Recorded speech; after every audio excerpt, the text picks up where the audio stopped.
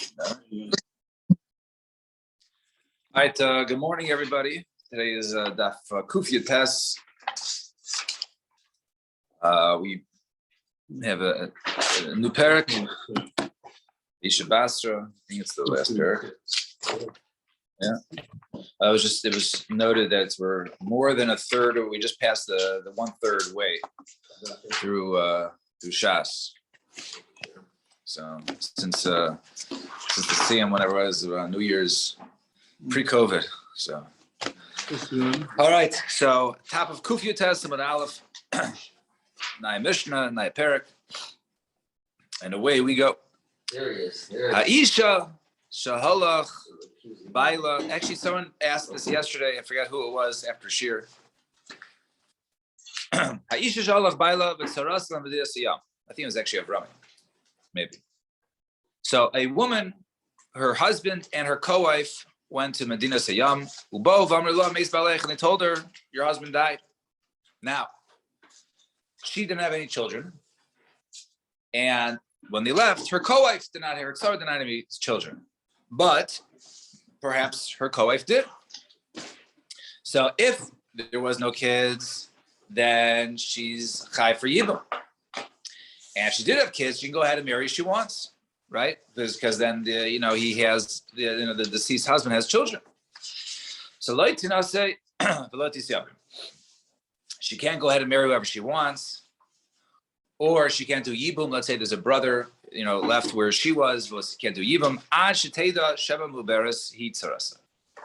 Until she knows that Sarah was pregnant or was not pregnant and did not have any children. So she can't do anything. She's sort of stuck. Can't do yibum. Can't marry who she wants. That was case number one. We'll have 3 cases. Case number 2. Haisala chamais. So she would end up having to wait at least 3 months. So let's see. Very good. We'll see. Let's see.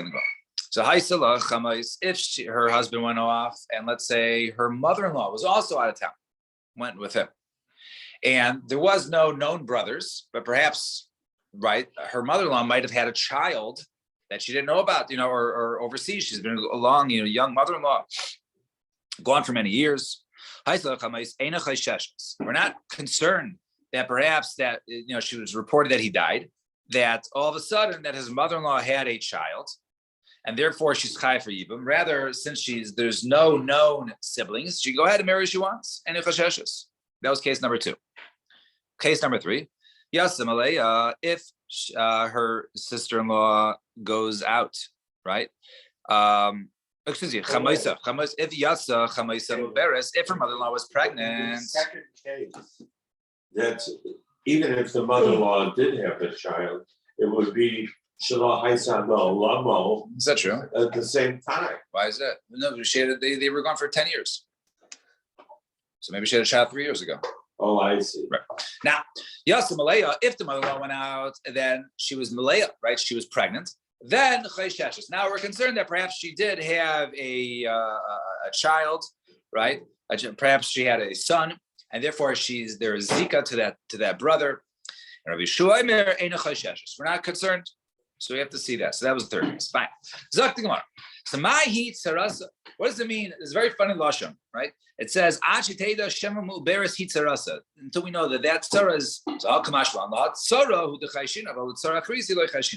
in other words, we're not concerned that perhaps he got married to a 3rd wife, right? And then she might have had a child. Rather, we just wait. We have to just wait till we find out about that co-wife, whether she had a child or not. If she didn't have a child, then she's chai for yibum if there's, let's say, a brother, who's remained in town. La. Next case, so the halach is she can't go ahead and marry because perhaps because the guy did not have any children, therefore she's chai yibum, but she can't also do yibum because perhaps he did have a child. So I understand why we can't go ahead and assume that their co-wife had no children and therefore she can't go ahead and do yibum with the brother who stayed back with her. Let's say she was in Chicago, right? Because then, which is daraisa. Ella Latina say she can't go ahead and marry. Amai halach achar rav nashim. Why don't we go after majority of women? Rav nashim misabras veyodos, right? Most women had children, so let's assume he had children. So Lamer Rav Meir, let's say it's the opinion of Rav Meir, the chaysh lemiyuta. right? Who's chayshish for a miyut that she did not have any children. So Gemara says, no, afil temer rabbanan, ki azi rabbanan basa roba. When do we go after the rov that most women had children? That's rova the isei kaman. That's when there's a majority in front of you, not a percentage of odds. You have to go ahead and Google and see what the odds are. Rather, there's a majority in front of you, such as Kigon, Tesha Charbanias, right? Sanhedrin, right? When there's, let's say, 9 out of 10 stores or kosher meat, or in the case of Sanhedrin, you go after the rov, about Ruba, the less they come on. But let's say going after percentage, right? 80% of women, have children, right? Lo yasi rabbanan basa rov, and then the rabbanan don't go after acharov. What about this case? Fare katan katana, the ruba, the less they come on. In the case of a katan and the katanas, we'll soon see where it's not in terms of people in front of us, rather it goes by percentage, right? Such as, what's the case there? The less they come on, the he, vazi rabbanan basa ruba. And then over there, the rabbanan go achar rov in such a case, we're standing in front of us. The tanya and the brisa, katan katana. Let's say there's a katan and a katana, or right? And there's falling to Yibum or Chalisa. Lo chotzin of Lobis Yabim. Did Remeir says Remeir, don't do Chalitza, you can't do Chalitza, you can't do Yibum yet. Why is that? Amr lo Remeir, the Rabbanan said to Remeir, Yafel Marta Shein Chotzin. Okay, it makes sense that you can't do Chalitza, right, with a katan or a katana. Why is that? Because each kasav b'parsha says ish, right? Makshin ish shel ish. And we learn over there, ish shel ish. No, it says it has to be a man, so you have to wait till he's, a bar mitzvah. And we make a hakish compare also to the woman who's doing chalitza, that she also has to be an isha, just like the person doing chalitza has to be an ish. The brother has to be an ish. Elamatam emiyamim. Why can't a katan and katana do yibum? So for them, katan shema yimatzah sris, katana shem timatzah ilanis. Perhaps the katan will grow up and he'll become a sris, and he'll never physically mature. In other words, that he was never chayv to do yibum in the first place. And she might be an islandess, also a woman who is also not in the parsha of Yibum Chalitza. So therefore, we want to make sure, right, that they're not in that 5% category of katan or strisa or an islandess. But in that case, some of the timatzi islandess, it turns out they're pagim be'erva because they're not included in the midst of Yibum. Nevertheless, they had relations. She had relations with her deceased husband's brother. For Rabbanan Sabri, the Rabbanan say, no, you can go ahead and do Yibum, right? Sabri, Zil Basa Ruba. The Ketanim, you can go after the Rov Ketanim. The Rov Ketanim, Lab Stresinino, and Zil Basa Rov Ketanos, the Rov Ketanos, Lab Analysino. You can go after the Rov in such a case. You can go after the percentage. It's not considered to be a Rov in front of us. It's considered to be a percentage Rov, right? 95% of men are not a Sris. 95 women are not analysts. Then go ahead and do Yibum. You go Achar Rov in such a case. So even the Rabbanon saying go after Rov. Ella, rather, we must say that our Mishnah goes like Rabbi Meir, who holds that we go after the minority, and even though so we go after the minority, for the minority, that even though that the husband left 10 years ago with her co-wife, they left Chicago, they went overseas, right? And we don't know the status. We're going to assume even though there's a minority chance that she did not have children, we got to wait and find out where chayshish that she did not have kids, and therefore we can't just say that the woman is married much of the shuk. So Gemara says now, but Maya Kimta Remeir. Okay, so you want to say like Remeir, we go after a miyut. Well, let's say this is the next case. Ema Seifa. If she had a mother-in-law, we're not concerned that she had a brother, that she had a child, which would be a male brother, right? And in such a case, that the woman, right, she knows till now he was the only child, but maybe the mother-in-law had a baby boy, right? And therefore now is the mitzvah of yibum. So we say we're not chayshish. So Gemara says, "Amai halach achar Rav Nashim." Well, why don't we turn this into a rov and a miyut situation? And Rav Meir's chayshish l'miyut. Halach achar rov nashim rov. So most women, rov nashim misabros v'yoldos.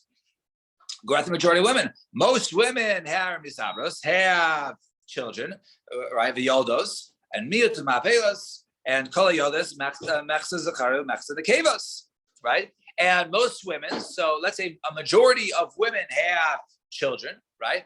In other words, they have 90% have children. And of those, 50% are female, 50% are male. So there's a 45% chance that you have a brother-in-law that you didn't know about, right? So it's a minority. So why would we say that is minority? And some community to the mapolas lemachza and the kavos v'havilu zachar miuta, and have therefore if a male surviving brother of the mother-in-law, right? There's a good 45% chance that that you have a brother-in-law. So v'lichush dima, right? V'lichush, right? So pray, and then we should be choshesh that she had a brother-in-law. So why does our Mishnah rule if she had a mother-in-law, we're not choshesh? She's to the shuk. She should have to go ahead and find confirm whether or not there's she has a brother-in-law out there. So my answer is no.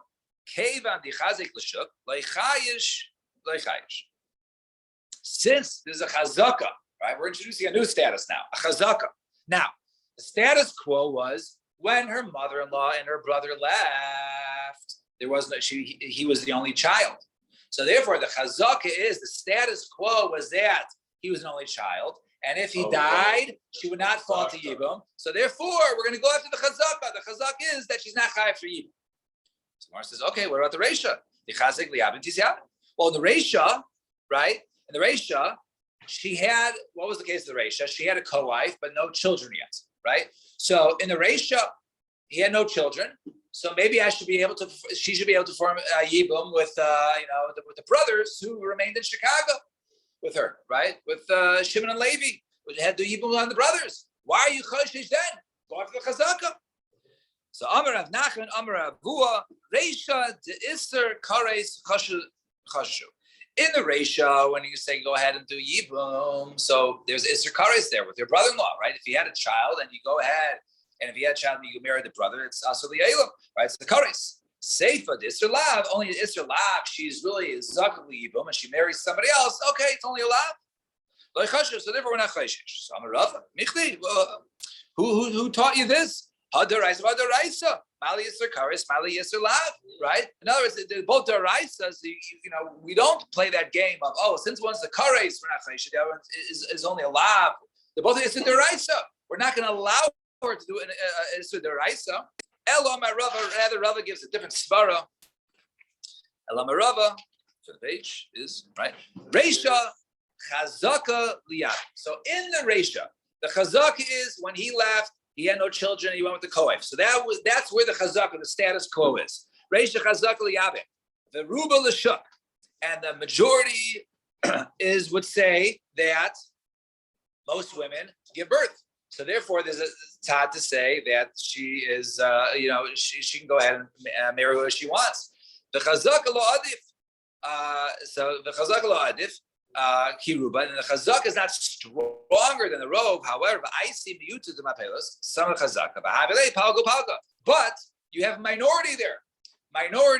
There's a minority that perhaps that even that she might have had a child, right? So the chance she had a child, and there's also a rove that most children have. So therefore, you have the minority that would go ahead and affect the chazaka, and therefore they establish it as the habili palgo palgo. So therefore, they put it at 50-50.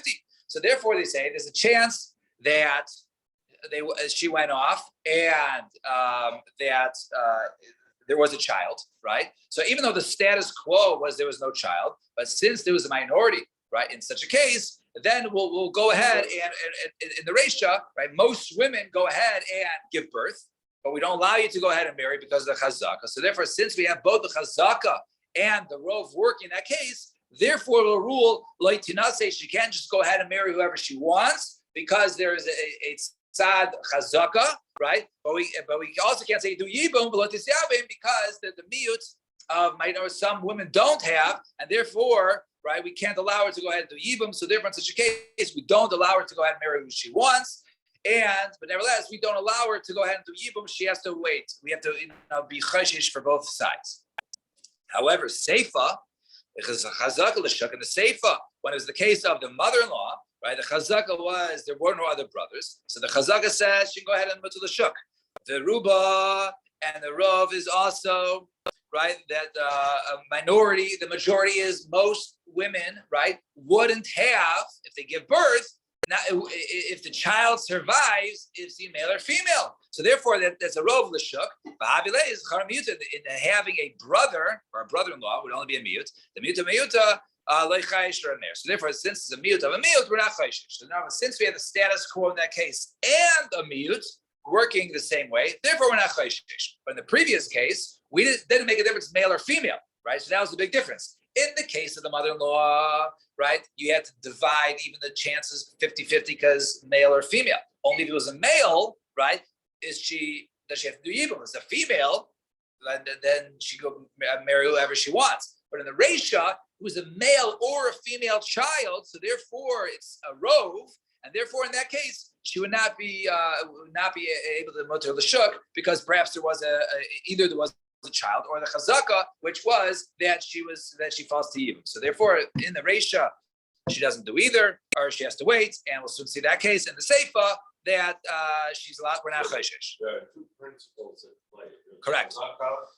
Right. There's the status quo on how they left, and then there's the majority, minority, right in front of us. Okay. So when the two principles are operating in the same direction, then they will combine. okay. But if they're in conflict with each other, if you have the Rov and the Chazaka working together, then you go after that. But however, if you have it that is working against it, if the Rov is against the Chazaka, right? Even though Chazaka is stronger, but you have the miyut, which would diminish the power of the Chazaka and make the Chazaka equal to the Rov. Fine. Very unusual. Now the Gemara actually quotes the Mishnah once again. Right? I don't recall seeing that before, but once again, it's the same quote from the first case, right? So the ruling was, the case of her husband goes off with the co-wife. You can't go ahead and do yibum because she might have had a child, and you can't marry who she wants because we don't know if you fall to yibum or not. Now, so the Gemara says, is it forever? Summer Ziri, Le'atzma, for herself, I guess, who knows when they left. She has to wait 3 months because perhaps she was pregnant before her husband left. And for her friend, Tisha, it has to be 9 months to confirm after she waits 9 months. And then the chaletzes. And then she should do chalitza, right? Then she should do chalitza. Mimadav shach. Right? So in other words, if what? I mean, no, there's other brothers who are in town with her. Right. So she did chalitza. So she'll wait after 9 months. So if because she can't do chalitza before the child is born, right? That wouldn't work, right? And so now it's do chalitza now. If they had a child, so then the chalitza was nothing. And if they didn't have a child, now the chalitza works. So it should be fine. So why can't you do chalitza? So that was one case. However, Chanina says no. You wait 3 months, and then right. But however, her friend has the issue of li'aylam, you can't do chalitza. Of course, says, I understand. Why can't you do chalitza? Okay, so worst case scenario, okay, you remove the shoe and stuff for no reason. So Abaye bar Avin, Rabbi Chanina bar Avin, Amri Tarbai will say, Zera Shem Yehi Vlad ben Kaima. Perhaps she'll have a child. In other words, the co-wife will have a child, and therefore the chalitza was really unnecessary. The nimtza ata matzricha karuz lakuna. Now, so it turns out she's just a widow. Okay, she's not a chalutza. Okay, and you have to announce that she's still kasher lakuna, right? She didn't have chalitza. Her chalitza was invalid because there was a child, right? So the chalitza is really invalid, right?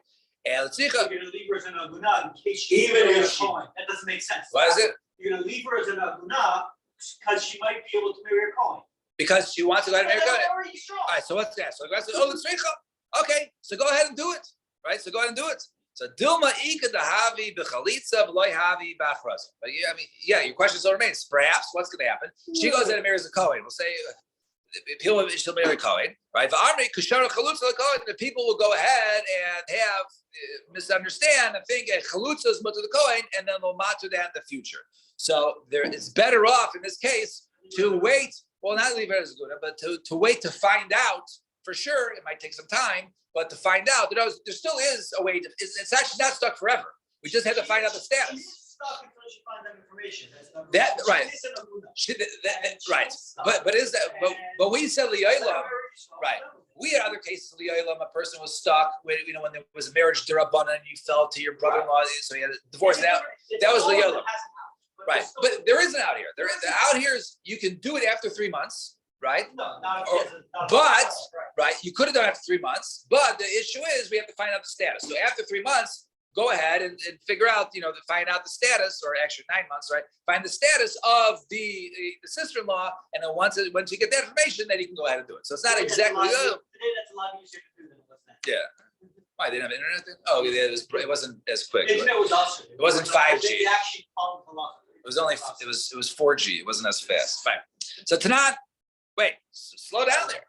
So let's see. So Nathan like that. So let's say we had this case earlier. A woman says she went out with her husband. They didn't see up. She says, "What happened with me? I had a child out in Medina Sayyam.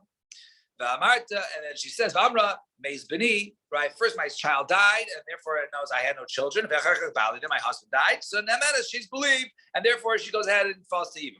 Meis bali, but if she says I went off, I had a child, then my husband dies, then my son died afterwards. So I'm not. When the time my husband died, I'm not chayv for Eva.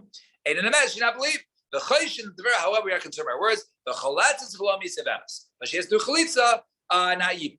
So Gemara says, what about that case?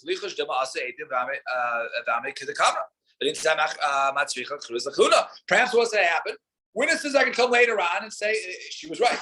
Your husband died first, then her child died, and really there was no need for the chalitza. So we'll say, okay, we'll make an announcement that she was never a real chalitza because she had a child.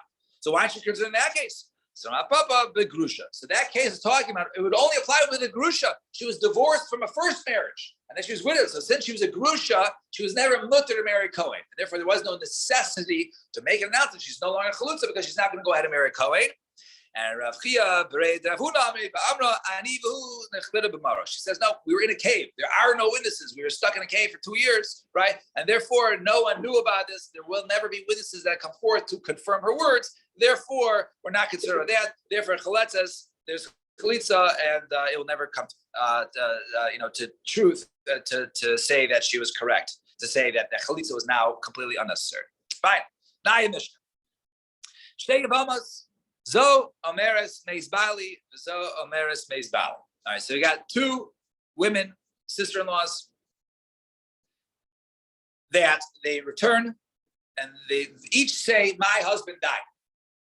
Okay, now remember, if one of the husbands died and the other one didn't, so the other one would fall to Ibam to right. So there's Reuven and Shimon, right? Reuven, he has no right to complain. You have to be here for within the week to complain that I use your name.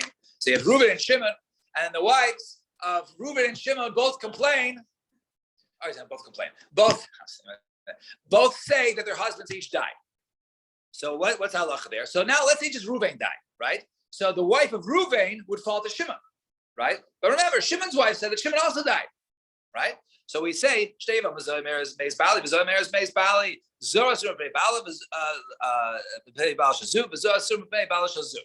we believe each one when it comes to their own husband, but we don't believe the other one when it comes to the other husband. In other words, Reuven's wife is believed to say Reuven died, but she can't depend on Shimon's wife to say that Shimon died, and therefore there is no more brother-in-law, and she can go marry whoever she wants. We still assume Shimon is alive when it comes to Reuven's ex, for himself, but not the other, right? Because she was on the list of the Avama, the potential co-wife. The sister-in-law is not believed because she wants to trip him up. So therefore, we say in that case, each one is sort of stuck, unless there's other brothers, Levi and Yehuda, right? Otherwise, right? They're stuck. These women are who knows. And if there was no other brothers, then yeah. If there's no other brothers, right? Now, next one. Now, let's say Reuven's wife says Reuven died, and there's also witnesses that say Reuven died. And Shimon just his wife. All right. So the one that has the witnesses, now is Reuven's wife, Asura. She's also to marry. Why? Because when it comes to Shimon, we don't know about Shimon's death, but only by her sister-in-law. And the sister-in-law is not believed to say Shimon's dead. However, but when it comes to Shimon's wife, we believe her that Shimon is dead. And we also know that Reuven died because there's witnesses. So she is Muteris. Now, L'zu banim, l'zu and banim. Let's say Ruvain's wife. Let's say Ruvain had children. All right, and Shimon had no children.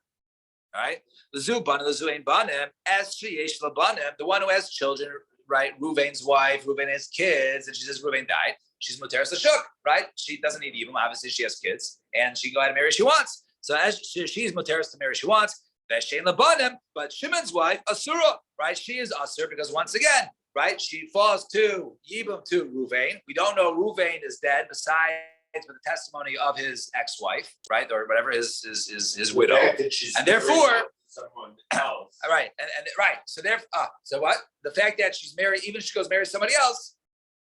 Very good. Let's see. Now let's say this case. This Yavmu. Let's say this case was Reuben and Shimon. They both wives testified they died, but there's also Levi and Yehuda. So the wife of Reuven does Yibum with Levi. The wife of Shimon does Yibum with Yehuda. All right. Now, Umesu, Levi and Yehuda both died. So now, what's the issue? The issue is the Reuven's wife. Shimon might still be around, and Shimon's wife is Reuven might be around, right? So they still could be right. So Nisyavu Mesu Hayavamin Asuli Nase. They're usher because maybe Reuven's wife could still do Yibum with Shimon. Right? There's no other brothers, and so Shimon's wife can still do Yibum with Reuven because we don't know Reuven's dead only by the fact of her testimony of the sister-in-law. And Rabbi Elazar, no. Ho'il v'hutru liyavamin, like you pointed out, since we already permitted them, they already got remarried, right? They married Levi and Yehuda. We're not concerned that Shimon is alive. We're not concerned that Reuben is alive. Each one got married already. Since they each got married, then hutru l'chaladim. Then they're mutter. You're right. That's Eddie's far. Now, Zakti Gemara, Tana l'zu eidim banim. Now, what about this case? One of them. So real quick. We got a couple more minutes. So Tana, Lezuedim, Ubanim. One of them have witnesses and sons. So Reuven's wife, there's witnesses that says Reuven died. And Reuven also has kids. Lezu and Shimon, Loedim, there's no witnesses that there are Loedim, there's no witnesses that he died. Loebanim, and Shimon also doesn't have kids. Shteyan Mutaras. They're both mutter. Why is that? One of them is mutter because she has kids. The other one is because his witnesses to say that the other one died. Now, this Yabmu, Umesu. Now, if you do Yibum, the last case, Umesu, I'm going to certainly not say they're usher to go ahead and marry because Reuben and Shimon still might be alive. We can't believe the testimony of their widows. However, Rabbi Elazar Omer says the Mishnah, since we already allowed them to Yibum, they're now they're with L'chalam. So by Rava, my time of the Rabbi Elazar. What's the reason for Rabbi Elazar? Why are we allowed to go ahead and marry? Is it Mishum D'Ksavar Tzara Meida L'Chaverta? Is it because we believe the testimony of the sister-in-law, right? Or because she wouldn't go ahead and ruin herself, right? By going ahead and doing Yibum or doing something else, she wouldn't go ahead and mess up. So Lamai Nafkamina, so what's Nafkamina? Lansube, right? For let's say to go ahead, Lansube, Lansara. Let's say there's a tzara, there's a co-wife, right? So there's a current makmi did that before her. So if you say she can testify about her husband dying and in other words, and the tzara believes her, afa gadol insav mitzav tzara. So if Reuben goes to see and the co-wife says, right, and she says her husband died, right? So the tzara, if you believe that one can testify, no, there is no animosity between co-wives, then she can go ahead and remarry. Or do we say? So